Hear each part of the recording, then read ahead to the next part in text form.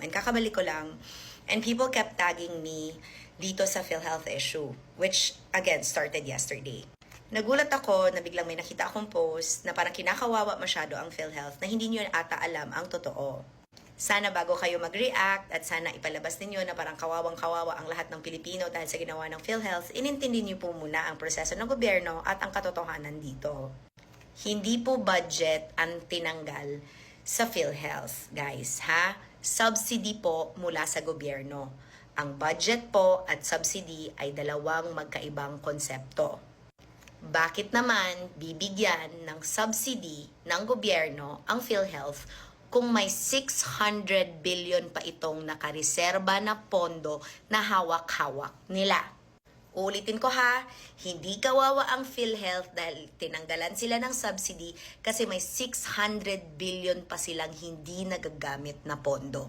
Sa hindi po nakakaalam, ang PhilHealth po ay hindi po siya nag-spend according sa agency, kundi nag-underspend po siya.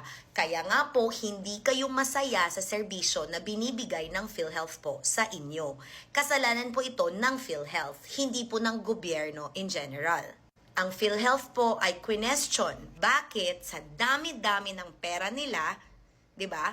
Ang laki pa rin ng contribution at hindi pa rin nagbabago ang pagkaltas at sistema ng pagkaltas sa mga nangangailangan dito. Bago rin po kayong magalit, sana po isipin din po ninyo na ang medical assistance po sa mga bills ninyo sa ospital, hindi lamang po PhilHealth ang makakatulong. Meron po tayong mai-program ng DOH at of course the medical assistance galing po yan sa DSWD. Hindi rin po totoo na ang tinanggal na subsidy mula sa PhilHealth ay nilipat po sa ibang ayuda programs. Fake news po yan. Hindi po yan totoo.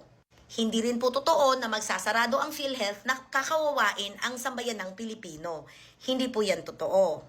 Ang gusto lamang po ng kamera, kasama po ang Senado, ay ayusin po ng PhilHealth ang sistema po nila. Question po ang PhilHealth, bakit po ang taas pa rin ng kanilang mga contribution na hinihingi mula sa pangkaraniwang mga tao at hindi po nag-iiba yung pagkakaltas. Kasi di ba nagrereklamo kayo na ito po yung sakit namin, ito lang po yung kinaltas.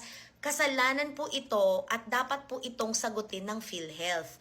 Again, nadadamay na naman ang tingog, nabiblame na naman ang mga walang alam at syempre, nauuna kasi kayo sa takot kahit hindi nyo naman inalam yung sitwasyon. Uulitin ko. Ang PhilHealth po ay hindi ho kawawa. Ang atin pong premier insurance provider po sa Pilipinas, which is PhilHealth, may 600 billion po. Kaya po napag-isipan ng bicameral committee na hindi sila bigyan ng additional subsidy. Pero hindi rin totoong wala silang matatanggap dahil inallocate pa rin ang kanilang operational expenses. May matatanggap pa rin sila to operate the agency in general. Alright? Kasi ang budget naman po na galing sa PhilHealth ay galing din naman ho yan sa mga contributions na kinakaltas po sa atin. So it doesn't mean again na magsasarado ang PhilHealth, na magko-contribute ka tapos wala na itong mapupuntahan. Pag wala na itong mapupuntahan at hindi epektibo ang serbisyo, ang PhilHealth po ang kailangang managot. Hindi po ang ibang tao. Question pa nga ang hindi paggamit ng PhilHealth sa pondo nila ng mismong si Senator Bongo. Tinanong niya kung bakit ganito ang nangyayari at hindi nila ginagastos kahit alam naman nila na meron ito. Ang hindi paggastos ng pondo ng PhilHealth ay yun ang nangangahulugan kung bakit hindi pa rin bumababa kahit may batas na ang contributions ng mga tao sa PhilHealth. Hindi rin po nagbabago ang pagkakaltas, depende sa sakit po ninyo, pagpasok nyo sa ospital, dahil hindi rin ito binago ng PhilHealth. At PhilHealth lang po ang pwedeng magbago nito, dahil sila naman po ang insurance provider. Kaya sa lahat po ng mga tao na nagkuhuramentado sa Facebook ko, nagme-message at napunta na naman sa amin ang blame at sinabi na naman na tinanggal namin ang pondo, hindi ho. Dahil hindi naman ho pondo o budget ang tinanggal, kundi subsidy.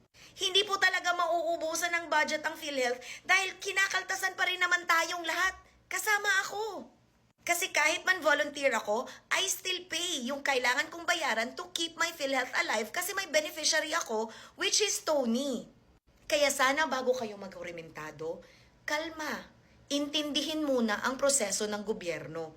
Di porket may away, lahat na lang i-associate doon. Masisistress ka na wala namang rason. Hindi kinakawawa ang PhilHealth. In fact, dapat kayo nga ang nagsasabi sa PhilHealth na gastusin na nila ang 600 billion nila na pondo para mapababa ang kontribusyon ng pangkaraniwang tao at marami silang matulungan at yung reimbursements ay magiging mas mabilis para mas epektibo din ang serbisyo nila sa iba't ibang nangangailangan dito. At sa mga nagsasabi na kawawa ang PhilHealth at pag nawala ang PhilHealth, wala na, hindi rin ito totoo dahil again, uulitin ko, may DOH pa po na MAIP at meron pa rin pong financial assistance na makukuha po natin sa DSWD. Kaya nga ba lagi kong sinasabi na pag kayo, inuunan nyo yung galit nyo instead of intindihin nyo ang mga bagay-bagay, di sana hindi kayo na-stress kasi wala rin namang humpay ang stress nyo kung dapat ang sinasabi nyo ay dapat talaga tanggalan ng subsidy dahil may pondo sila. May 600 billion sila. So anong gagawin sa 600 billion na yan? Ipagde-decorate sa opisina nila?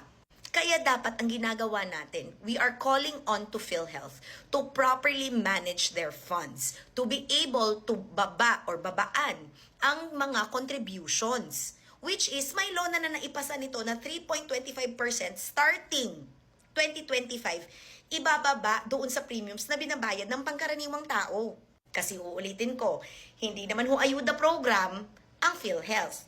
Ito po ay isang insurance provider and the premier insurance provider of our country. Kaya ulit, nagsasabi, ma'am, na hospital po ako, ito lang po yung kaltas. Yan yun. Kaya kailangan nilang gastusin. Okay? Yung 600 billion nila, di ba, dinimonize nyo din ulit ang pagbalik nila ng pera na hindi nila nagastos, di ba? Ibabalik dapat sa National Treasury, ginawa nyo rin ng issue. Siyempre, ibabalik talaga dapat yan sa National Treasury ang pondo na hindi mo ginagamit. Di ba galit na galit kayo sa corrupt? Tapos ngayon, ang pagbalik ngayon sa gobyerno, galit na galit pa rin kayo? Pick a struggle, B. Kaya ako sa mga galit sa akin, sa mga nangaaway, sa mga nagsasabi na kami na naman ang kumuha ng pondo, hindi ho. Hindi ho. Kasi wala naman hong transfer of funds. Wala naman pong kinuha dito at nilagay dito. That is not true. Yan lang po ang gusto nilang sabihin para mag-fit ulit sa narrative nila. Tulad lang din yan sa paninira nila sa memorandum between Tingog, DBP, and PhilHealth. Kaya ang weird, no? Galit na galit kayo na kunwari, kinakawawa ang PhilHealth, pero paano na lang nga yung 600 billion? Uulit-ulitin ko talaga to at pag-uusapan ko talaga to at mahinahon talaga ako dahil ito naman yung totoo. Magalit kayo, mag-worry kayo kung totoo talagang tinanggalan at hindi na talaga magfa-function. Kaso, they are just being encouraged to fix their system. They are being investigated dahil despite how much they have, they still choose to charge premium. They are hoarding money.